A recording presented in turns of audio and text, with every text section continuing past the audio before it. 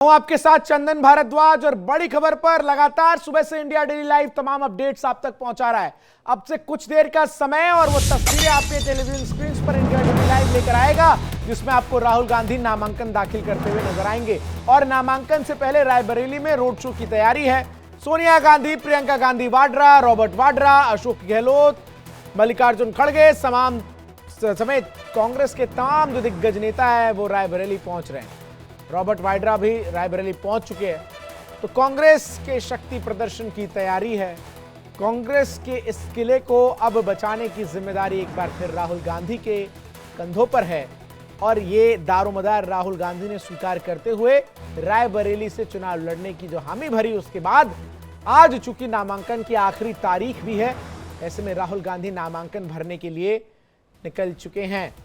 ये जो तस्वीरें आप देख रहे हैं, जब पहुंचे थे राहुल गांधी फुर्सतगंज हवाई अड्डा रायबरेली के, और वहां पर तमाम जो बड़े नेता हैं, देखिए केसी वेणुगोपाल आपको नजर आएंगे, अशोक गहलोत नजर आएंगे।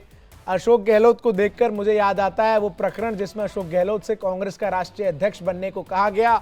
जयपुर में अशोक गहलोत का वो शक्ति प्रदर्शन, सोनिया गांधी का अशोक गहलोत को संदेश कि मैं आपसे बहुत नाराज हूं, अशोक गहलोत का पहुंचना, वहां पर मान मनोवल करना, सार्वजनिक रूप से माफी मांगना, लेकिन उन सबके बीच कितनी नजदीकी है अशोक गहलोत की गांधी परिवार से, ये आप इन तस्वीरों को देखकर समझिए कि जब राहुल गांधी नामांकन दाखिल करने के लिए पहुंच रहे हैं अब से कुछ देर बाद रायबरेली से रोड शो लेते हुए, तो वहां अखिलेश यादव चूंकि कन्नौज से आपको बताऊं कि चुनाव लड़ते हुए नजर आ रहे हैं, ऐसे में दबाव था राहुल गांधी पर भी कि वो उत्तर प्रदेश की किसी सीट को चुने, और वो सीट जो है वो रायबरेली है, इसका चयन हो चुका है। 1952 में फिरोज गांधी ने पहली बार इस सीट से जीत हासिल की, फिर 1967 में इंदिरा गांधी जो हैं वो चुनाव जीती, और 2004 में सोनिया गांधी यहां से सांसद बनी, और 2004 से लगातार 3 टर्म जो है सोनिया गांधी रही, और उससे पहले भी 5 बार रायबरेली से वो सांसद जो हैं वो रह चुकी हैं। और विरासत बचाने के लिए राहुल गांधी जो हैं वो उतरे हैं, और विरासत बचाते हुए राहुल गांधी के ऊपर दारोमदार होगा कि जो जीत का मार्जिन है वो भी बड़ा हो। मैं सीधा जरा ग्राउंड जीरो का रुख करता हूं। ब्रह्म प्रकाश दुबे हमारे पॉलिटिकल एडिटर मेरे साथ इस वक्त जुड़ गए हैं, वो आपको विस्तार से बताएंगे कि आखिर पूरी जो रस्साकशी थी कांग्रेस आलाकमान में वो क्लियर कैसे हुआ, और राहुल गांधी रायबरेली से चुनाव लड़ेंगे, ये तो कल ही हमारे सहयोगी अनूप श्रीवास्तव ने ब्रेक कर दिया था, लेकिन आखिर ये निर्णय कैसे पहुंचा, ब्रह्मप्रकाश दुबे जी आप दर्शकों को बेहतर रूप से बता पाएंगे।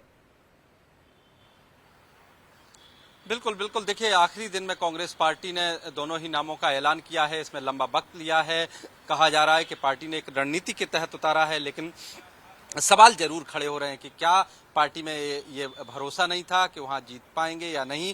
बहरहाल बहुत सारे सवाल हैं। हमारे साथ बात करने के लिए जगदीश शर्मा है, एआईसीसी में कांग्रेस के नेता हैं। जगदीश जी, इतनी उहापोह, इतना लंबा वक्त, क्या कॉन्फिडेंस की कमी थी?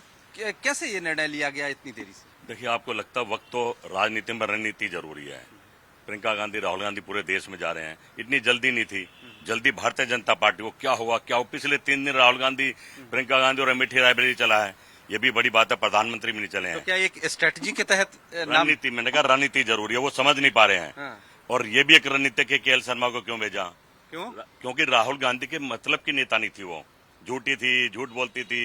राहुल गांधी का बहुत बड़ा कद है भाई, हमारा प्यादे कार्यकर्ता हरा देगा। लेकिन बीजेपी तो ये भी आरोप लगा सकती है कि स्मृति ईरानी से डरकर भाग गए राहुल गांधी। बीजेपी पिछले 10 साल से आरोप लगा रही है, मोदी की गारंटी पे बात नहीं कर रही है। पेट्रोल डीजल कम कर देंगे, महंगाई कम कर देंगे, किसान की उस पर बात नहीं करेगी। चुनाव में आरोप लगा रहे गांधी परिवार ने ये क्यों करा, ये नहीं करा तो क्यों नहीं करा।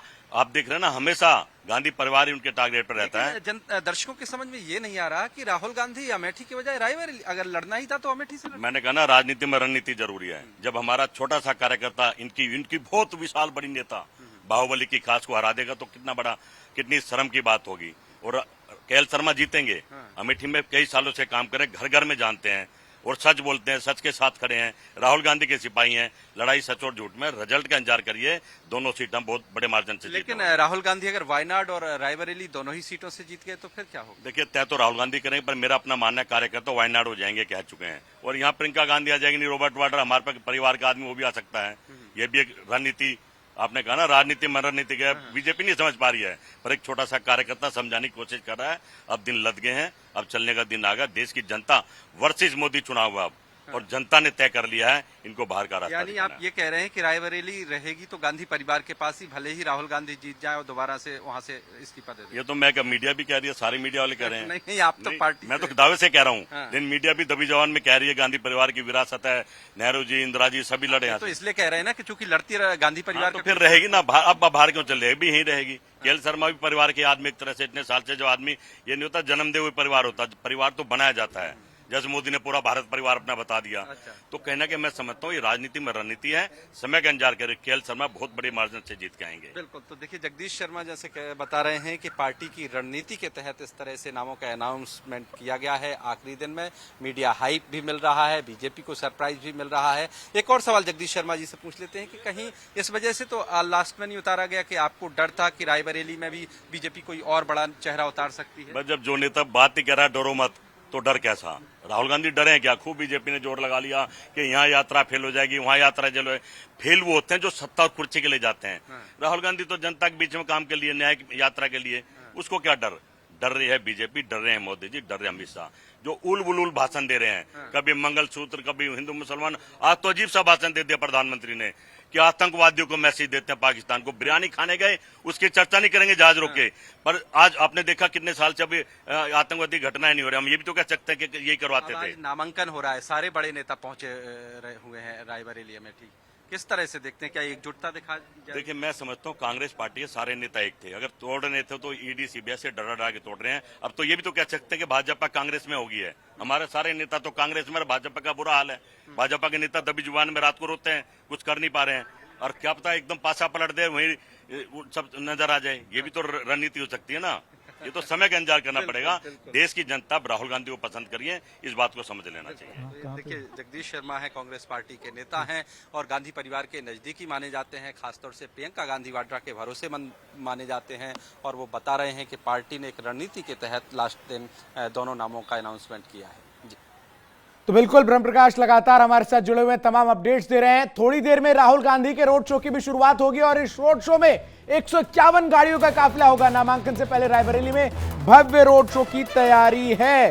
तो बड़ी खबर मैं आपको इस वक्त बता रहा हूं, राहुल गांधी आज पहुंच रहे हैं और उससे पहले आपको बताऊं, पहुंचने के बाद वहां पर उनके साथ जो तमाम नेता नजर आ रहे हैं उसकी भी तस्वीर हम आपको दिखा रहे हैं। पूरा जो गांधी परिवार है वो आपको यहां पर दिख रहा है और साथ ही साथ एक बड़े शक्ति प्रदर्शन की तैयारी है और स्पष्ट संदेश है कांग्रेस के तमाम नेताओं का कि जो दिग्गज हैं वो इस बार पहुंच चुके हैं और किला राहुल गांधी जो है वो फतेह करके रहेंगे। मैं अनूप का रुख करता हूं। अनूप, लखनऊ में जो सियासी गलियारे हैं उनमें क्या चर्चा है राहुल गांधी के रायबरेली से लड़ने की, ना कि अमेठी से?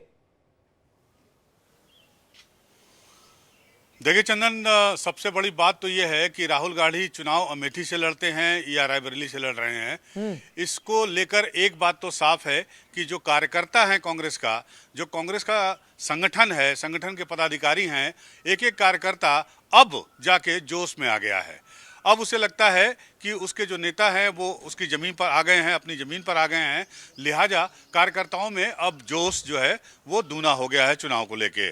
और ये जोश आपको न सिर्फ लखनऊ के कार्यालय में दिखाई दे रहा है, बल्कि हमारे दर्शक जो है वो देख रहे होंगे कि रायबरेली और अमेठी के जो कार्यालय हैं कांग्रेस के, वहाँ भी आपको देखने को मिल रहा होगा।